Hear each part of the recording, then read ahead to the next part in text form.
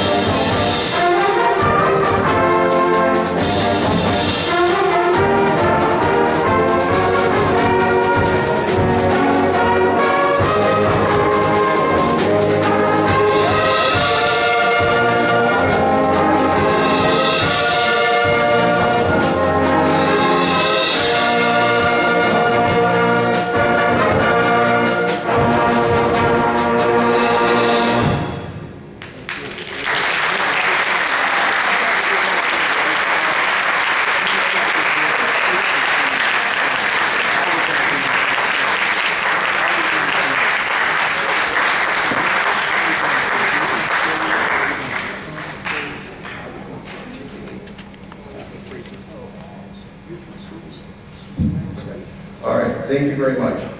This is the first time we've been up here and doing this on this stage. We had a brief amount of time yesterday to do a little bit of practice, but we had the sound shows up, and they also weren't nervous yesterday, so I thought they did a great job. Looking forward to the clinic that they're going to give us here in a few minutes. I'm very proud of this group, and so I think they're going to be in good shape in 2 weeks when we go to the real thing. So I'll give them a few minutes to finish their comments and then have them come over here. I want to thank everybody, concert band, I appreciate it, guys. If you want to stay and listen to the clinic, you're welcome to. I really appreciate that, but if not, if you don't understand. This is mainly just so that they know what they need to fix, and they're getting immediate feedback this way. So thank you all very much. It shouldn't be too long for this, and then I'm going to ask everybody to help me get everything back to the band room, because I need to clear the stage tonight. So really appreciate the help of everybody. If you just grab something and take it back, okay? You change your hand, that'll save a lot of time. Grab it all and put it where it goes, okay? Thanks a lot, guys.